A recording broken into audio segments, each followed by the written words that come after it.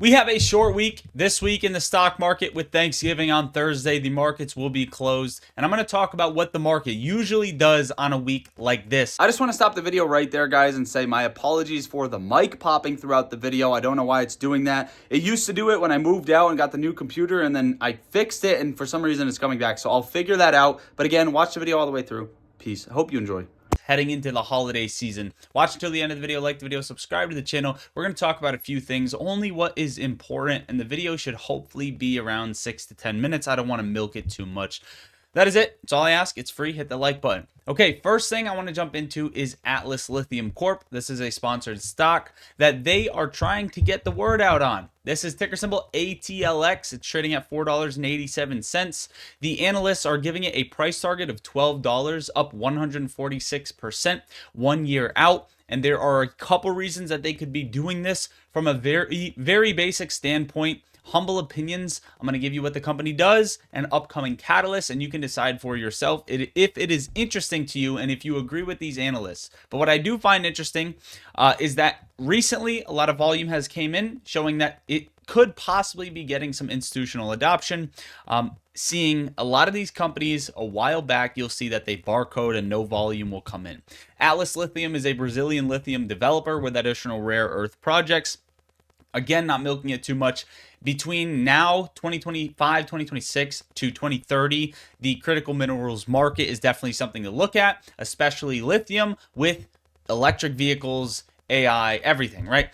So obviously it's a market to look at, and if you don't have one of these in your portfolio, consider ATLX. Again, ATLX, not ATLE. Okay, so they own one of the largest lithium exploration footprints in Brazil, and they recently completed a definitive feasibility study for its Neves project in Brazil with very strong metrics.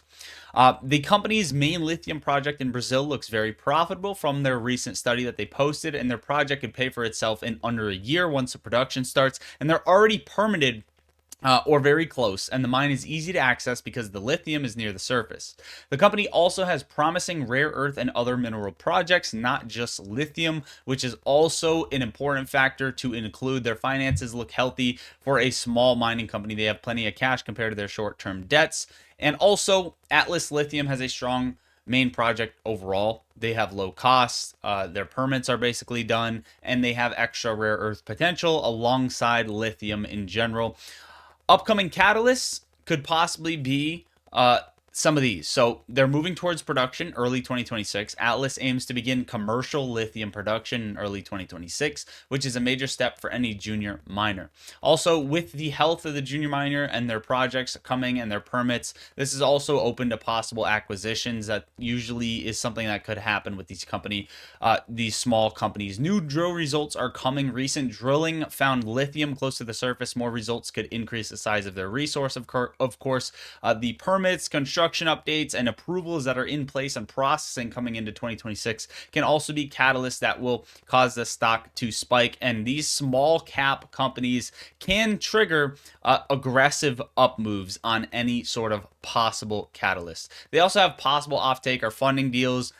Any agreement with an EV company or something along the lines of that, or financial support production, or anything would be a major catalyst alongside any other rare earth project finds or rare earth project updates alongside lithium in general. So let me know if you are curious on ATLX. You can see right here, just basically pulling it up on Google, you see that a couple analysts give it a strong buy, and there are some healthy price targets, and they continue to push out news and positive things. Okay, we have this week. Also, I want to know your thoughts on ATLX. I've been debating on a lithium stock or adding some critical minerals into my long-term portfolio. So if you guys have your own opinions, drop them in the comments down below. So we have a short week this week. Markets close are Thursday. There's not a lot of company reporting earnings, but definitely some fun ones. We have Tuesday after close, which I'm watching these. These are the ones I'm watching. Dell, as well as CleanSpark, CLSK, DELL, Autodesk, ADSK. Those three are the ones I'm watching. Then you have Tuesday before the open. I'm watching these ones as well. Alibaba, which I personally hold, and NIO. These are NIO, Chinese EV company. We'll be watching that one for some possible aggressive moves I believe that one's been selling out for a while. Monday after close, we also have Zoom. Those are the main ones that I'm watching, paying attention to. What normally happens coming into a week like this is volatility tends to come down. The VIX was spiking, the markets were somewhat aggressively selling off, and as you near this level of 650 at this floor, dealers decide that they want to let go of exposure, right? Gamma exposure needs to be let go. The price could drift higher as people kind of just prep for the holidays and things along the lines of that. However, and I'll state this real quick before I say what I'm about to say. We have this week PPI inflation on Tuesday, retail sales on Tuesday, house price index Tuesday, pending home sales data Tuesday, Richmond Fed manufacturing index Tuesday, Wednesday, jobless claims, durable goods orders, Chicago PMI, core PCE inflation, and then Thursday, of course, is Thanksgiving. So you have the PCE inflation data coming out Wednesday right before the market closes for Thanksgiving Day. I find this very interesting because what I was going to say is that one catalyst could trigger a much harder drop on the SPY coming into Thanksgiving. Why is that? Volatility is lowered, and algos, especially on a week like this, if you break under 648 at all, in my opinion, it's going to be the line in the sand. 648, if you break under this floor, 648, 646, right? I'll say 648 because that's where I think CTAs will be selling. If you break this floor at all during this week, I believe you're going to see aggressive flushes down on the market. So we're going to watch very closely to any negative catalysts. What if you're a bull in this market, here's what you want. You want no catalysts to come out this week. You don't want any possible negative catalyst this week. You don't want Trump to say anything stupid. You don't want any war. You don't want any tariffs or anything like that. You don't want anything bad. So you're going to be very, very cautious. Long story short, I don't think there's a lot that's going to happen this week, but in the Discord, the main goal is to just trade SPY, make money, hang out this week, get a good refreshment on the markets, and make a good amount of money trading SPY. That's very simple. I want to talk about GameStop very briefly as well. It's trading at 2014. It recently broke under 20, so people could have picked up shares at 19 something. Are we going to have a flash down? Are we going to have a flash down with the market? The recent videos I uploaded are very important. There's a lot going on behind the scenes that aren't good for the markets that people aren't talking about, and we just need to see what happens this week because Bitcoin's kind of telling a story as well as far as unwinding goes. But very briefly, GameStop, we are seeing the first dip we've seen in a while in its institutional ownership.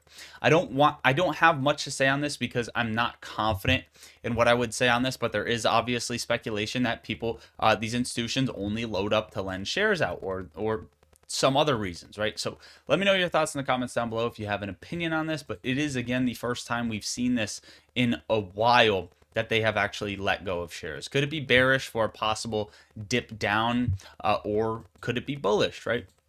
This is what I want to talk about.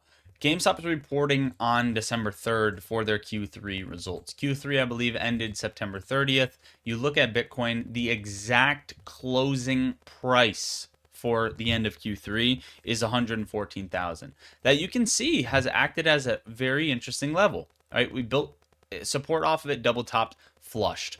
We tested it right here. Absolutely hard rejected. Another double top right on top of it. Tried to build it as support. Crackdown. It's a very odd level. But the point being is we're down about 24% on Bitcoin currently where we're trading at 87K. We were down about 29% from that level, which is insane. What does that mean? That means that a lot of companies, a lot of these treasury companies holding Bitcoin, including GameStop, MicroStrategy, etc., they're not going to report as bad of a loss as you see. In fact, they might even report a gain because that close on September 30th reports Bitcoin at 114,000. If big money is smart enough, a lot of the earnings you're going to see with GameStop, GameStop's an outlier because we know what we're expecting. They could be announcing something else. A lot that you're going to see happen. There's one of two things this can go. If Bitcoin is still bleeding off coming into these earnings, these Q3 earnings for these treasury companies, you could see a pop, an immediate fade, or even just crash because big money knows what's going on with Bitcoin's price. However, if Bitcoin recovers by the time these companies report Q3 earnings, that's also going to be very good. So I want to watch Bitcoin's price very closely because there's also a lot going on in the exchanges as well as BlackRock's Bitcoin ETFs and things like that. And I think these flows actually have something to do and tie in with the market. I also want to know, I gave you that line in the sand of the downside at 648. What you're going to watch is a break above 675 or so. 674 is a conservative, 648 is a conservative, but really 646 and then 676 are the lines in the sand. If the SPY breaks above, likely will be very bullish. If the SPY breaks below 646, likely will be very, very bearish. A couple last things as well. This is a liquidation chart. This shows liquidations on Bitcoin and where Bitcoin's price is right now. This is very important because as we sold off, a lot of longs got wrecked, a lot of liquidations occurred, and anyone who was trading on margin, which was a lot of people, have got wiped out. This chart paints a very important picture and a dangerous picture for the bulls because you don't see plenty of liquidations given you're only showing liquidations down to 79K. You don't see a lot of liquidations yet. That means a lot of people aren't really at risk of going long or are long with a lot of risk yet.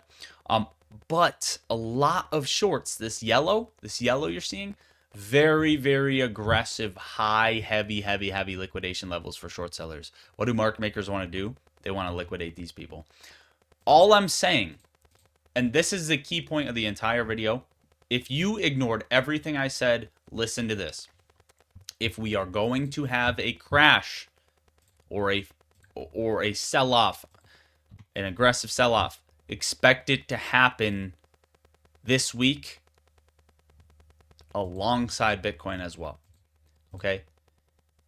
After that, I would be very surprised if we don't see short squeezes coming into December as well as 2026. And I have not differed this opinion. If you've been watching my channel, it has been very cut and clear. The end of QT, December, will be likely the beginning of a bullish move on stocks and crypto. Okay? If something changes, maybe I will change that, but what we originally had was a bearish bias with a lot of volatility until the end of QT. We got a lot of volatility and a bearish bias. Both were confirmed, and we are almost at QT. I would personally like a flush down, but I don't want to be a perma bear or a perma bull, and I want to see what the market does this week because I will be very interested. Personally, I hope we get a catalyst that flashes us down and get better levels to buy at.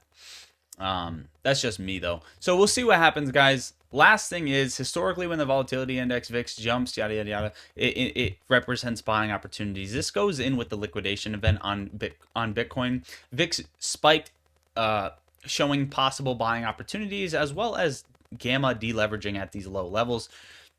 You should theoretically see a turnaround either now or very soon, and that was it for the sell-off. Personally, I would like a drop and a bigger amount of volume and a real aggressive push to scare people out of the market. I think some institutions and investors need to be shaken out of Bitcoin, some important ones. Like I would love some sort of liquidation event or wicks down this week towards 74K at least, or something along the lines of that over the next week and a half coming into December. But that is it, guys. I love you all. Hopefully you enjoyed watching more fun value out of the video. Hopefully you enjoyed your weekend.